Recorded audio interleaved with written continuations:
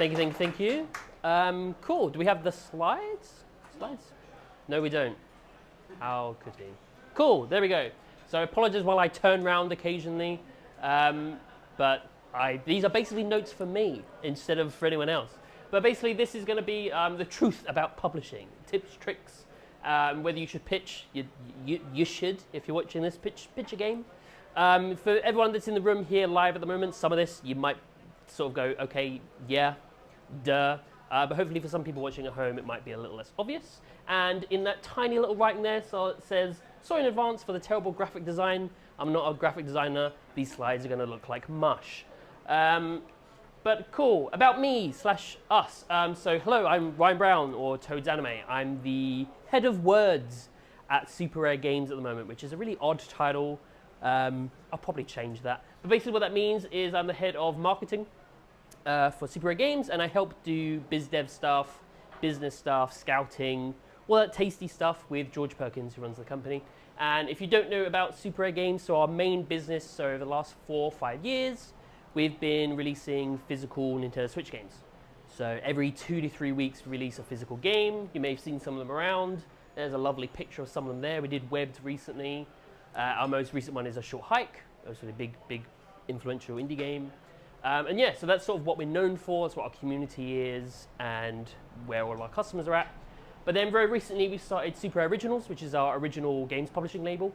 So what we do is we do the whole shebang, whole indie publishing stuff. So whereas our physical stuff is just Nintendo Switch physicals, this is Steam, Switch, Xbox, PlayStation, you name it, everything that a publisher means. And some of the titles that we have so far is Grapple Dog, this lovely little yellow boy in pants, not wearing sleeves, which I think is interesting. Should dogs wear sleeves? A debate for another time. But Grapple Dog, and then we're also publishing Post Void, The Gecko Gods, which you may have seen. That does sort of the rounds on Twitter and whatnot. Completely Stretchy, Ocho, Lone Ruin, and a few others we haven't announced yet. And the Super Rare mixtape. So I don't know if you've seen this, probably not, but basically this is a personal passion project of mine, where we take 30 really small games that are already available for free on itch.io and put them in a physical package. We pay the developers, and then it gets a nice, cool physical release. Nice way to sort of show off those games, preserve those games that usually wouldn't be seen by an audience. They tend to sell out for a few thousand copies. So yes, Super Rare, we say we're kind of indie's best friend. We kind of like to support indies at all levels, whether that's commercially, whether that's grassroots with the mixtape, or whether that's just releasing people's existing games on physical. So that's us. I won't go on anymore about us like it's an advert. Cool. First of all, I guess in terms of publishing, the first very obvious thing is to work out whether publishing is for you. For a lot of people in this room, they go, yep, I know, I already released a game. But hopefully some people at home may not. So I guess first of all, like, you may need to decide about whether you want to go commercial. Like for some people that doesn't work. You may not have even thought about whether you want to take your game commercially. Maybe you never thought it was an option for you. But I would say that for anyone watching this, whether you're making a game in Game Maker or you're thinking of making a game in Game Maker, like those opportunities are available to you. It's just difficult, and some people don't know how to sort of navigate that. And there is an audience out there for most games. Yes, yours and yours, everyone's games. There's an audience out there, absolutely. And when we say about publishing games, we mean as much about visibility, as much about as many people getting their hands on your game and playing your game as possible. Obviously, money's good too. People like to live in houses and eat food, which is a wonderful thing. But as much about getting people to play your game as anything else. So what would you get out of a publisher? Obviously, it completely varies publisher to publisher. Some of them will provide completely different services. And again, it really depends on what it is that you're looking for. So some of the things that I've listed here, which I'm going to read off as if it's a shopping list. So development funding, marketing, QA, localization, porting, platform deals, and what I mean by that is deals with Nintendo, Switch, Xbox, PlayStation, that sort of thing. Events, both physical and digital. Project management, some devs, their skills are in making a game, not managing a team of people. Experience and expertise, and making sure you get the most out of your baby, because that's the most important thing. So first and foremost, you really want to think about what you're looking for. Obviously, self-publishing is totally a viable option, depending on what it is you want to get out of a publisher. Outside investment, if it's literally just money you need, you don't want anyone involved in your game or working with anyone in your game, that's an option as well. But I would say that obviously And I mean, I come from a very biased standpoint, coming from a publisher, so obviously take that in mind. But I would say that indie publishing is definitely something to explore. And do keep in mind, there's maybe something that is not that helpful to me as a publisher to say, but it is the honest truth, is it's your game, you are the one with the power. Like, don't let publishers bully you, don't let you feel like they're up here and you're down here. That's not the case, it's your game, it's always gonna be your game. And yeah, I don't want publishers to feel like this scary, high and mighty presence, which I sometimes feel like that is the dynamic, that publishers are up here, developers down here. It shouldn't be that way, and you shouldn't have to feel like it is that way. So in regards to pitching, first of all, kind of an obvious thing, but easier said than done, but don't be afraid to pitch. What's the literal worst that could happen? They'll just say no, and that's it. It's not the end of the world. Do keep in mind that every publisher is different, so every single one has different tastes. They have a different idea of the scope that they're looking for. Some of them might be after just very specific genres, and sort of, maybe this publisher is only after wholesome games, or this publisher is after platformers. And of course, in terms of workflow, team size, and vibe as well. Research publishers. So look at their previous work. Like, do you feel that your game would fit in with their portfolio? And some publishers don't have a general feel. Some of them are just kind of looking all over the place, different genres, whatever they sort of pick and choose. But some of them do have a very specific feel. And talk to your peers about publishers. I'm sure virtually every single person in this room has heard bad stories about someone or another in the publishing realm. That's probably the case for those watching as well. Everyone talks, so talk to your peers, like talk to other developers. They'll tell you like, oh, well, these people have said this, these people said this. Yeah, definitely talk to your peers about which publishers sort of works for you and their experiences with them. And send out emails and pitch decks. So they don't need to be beautiful works of art like this absolutely gorgeous pitch deck here. But a publisher who knows what they're doing should be able to judge on the game itself, first and foremost. So don't worry too much about it looking prim and proper if you're going to send over a pitch deck. Indie publishers especially, I feel that they have a pretty good grasp on what they're looking for in the indie space. So don't worry too much about your pitch deck looking gorgeous. Many publishers will want market research regardless. So, they want to know what your game is like. They want to know what other games it compares to maybe, and how are those games performed. I would say that is very much, that kind of level of market research is the job of a publisher. So sometimes when they're asking that, they really just want to know what your perspective on it is. They may have a completely different perspective on it, but they usually just want to know your perspective, which may not be what they're looking for. And also what your audience is and how big it is, just from your current standpoint, basically. So yes, obviously in your pitch deck, this may seem obvious, but include GIFs, include videos, screenshots. I've seen a lot of pitch decks which are almost just fully words, and then you go and you look and actually, oh, they have a build, but they didn't want to show it off because it's not polished. Don't worry about that. Publishers are used to seeing games of all different levels of development. So if your game is pretty bare bones, no polish, no UI, don't worry about it. Just tell the publisher that. You can still absolutely pitch your game at that point. Publishers are looking for games at any sort of point of development.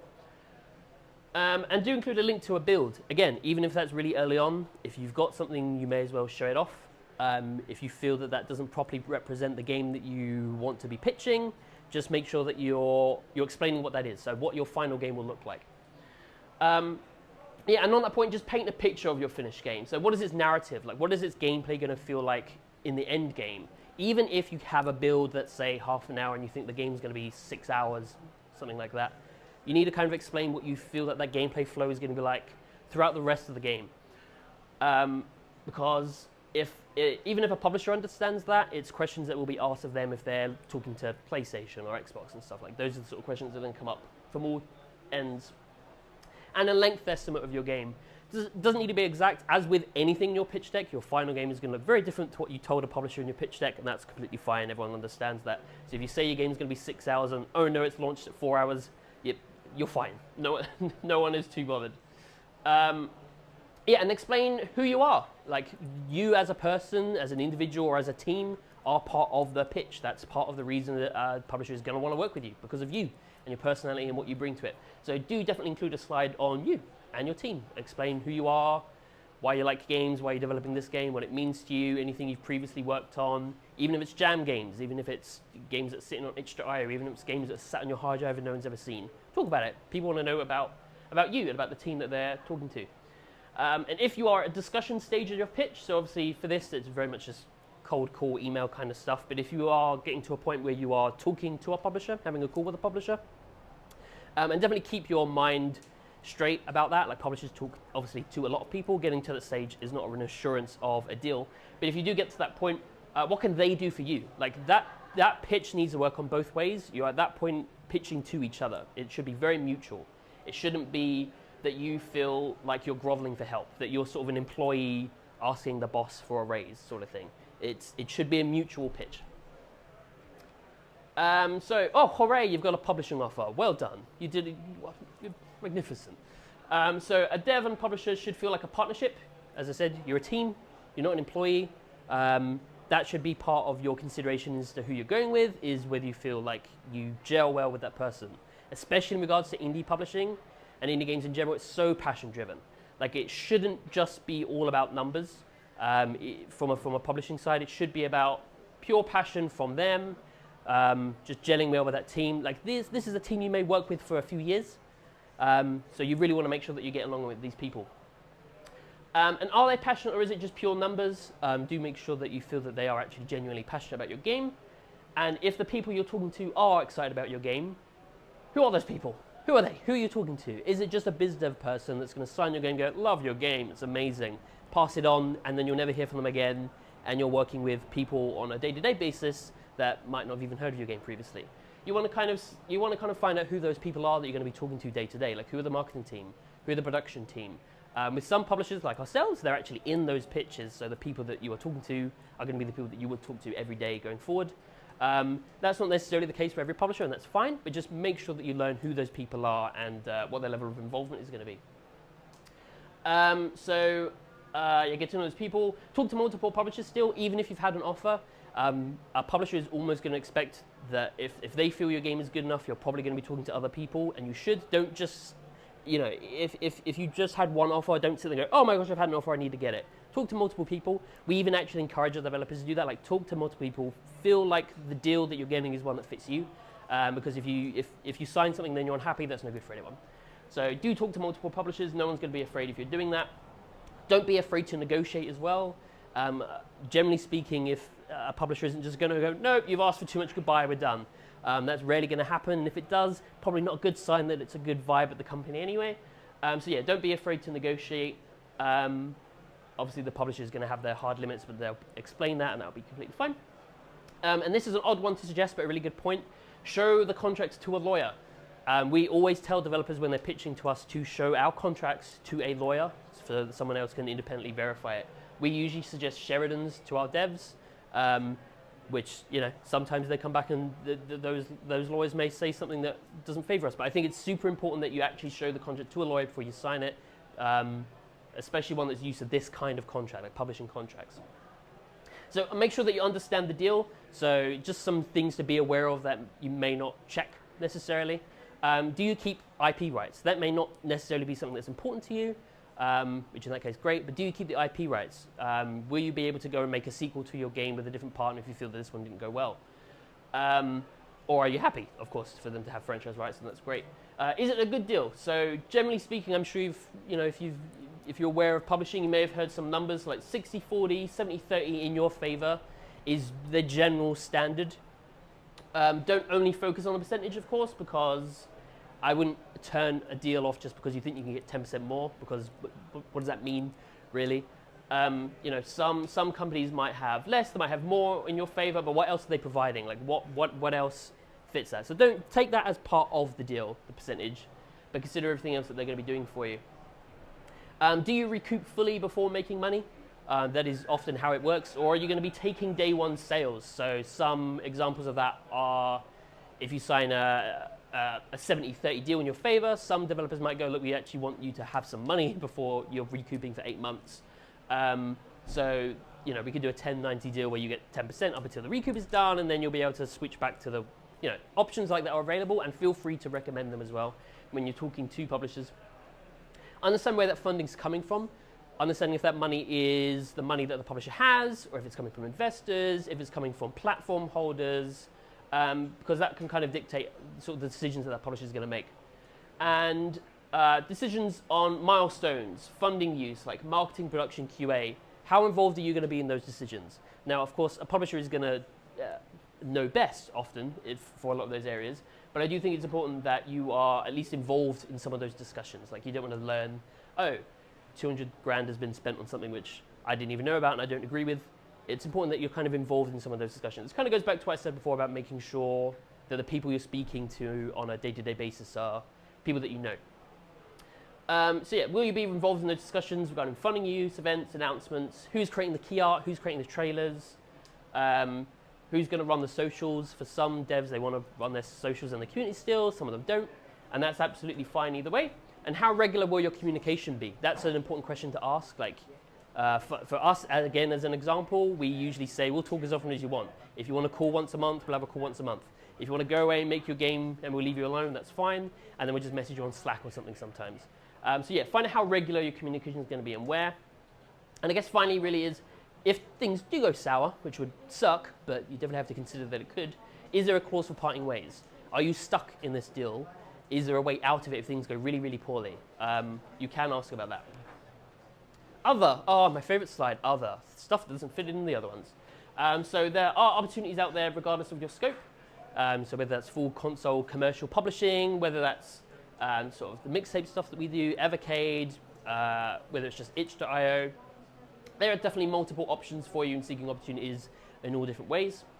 And if you want to steal your game, have you announced, posted about it already in socials? If you have, make a Steam page now. Wishlist numbers are super, super important. The Steam algorithm basically depends on them.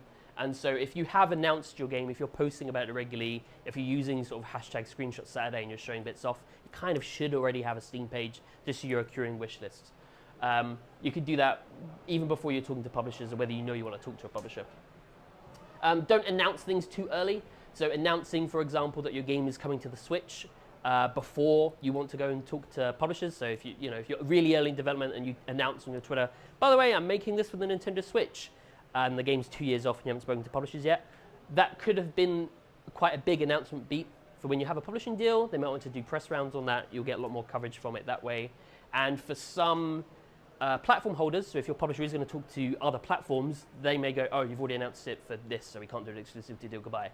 So do be very careful before you announce actual platforms.